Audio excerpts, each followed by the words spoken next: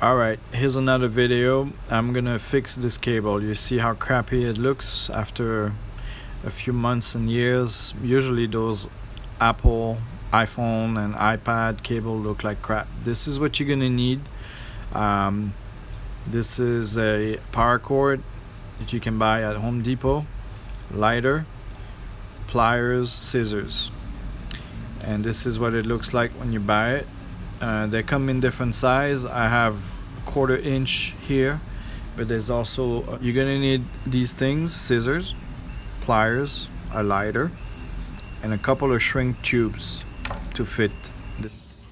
Right, so there are different methods of doing this. If you get a tube to go right over it, that's fine, but I'm gonna cut this one and weld the cables back together. There are 4 little cables and the rest is shield, and you weld it. So I cut off the end, I put a little tape, and I'm gonna slide that tape inside the power cord, which I removed the inside of the power cord, which is just rope. So you have an empty power cord sleeve that you can slide your messed up iPhone cable in it. So with a little tape at the end of it, it slides a lot easier. So you push and you pull. So you push and you pull. Burn off the end so it doesn't peel off.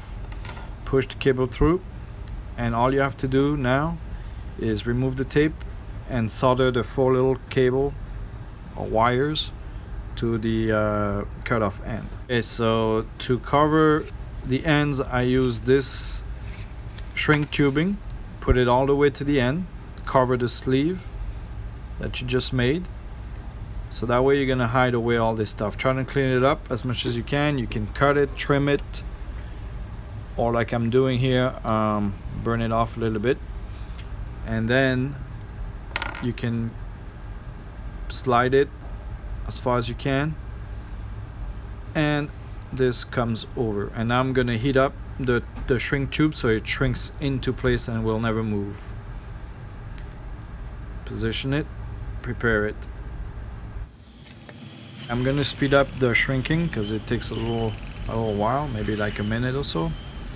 So you just heat up from end to end and make sure you don't miss a spot, so everything shrinks into place.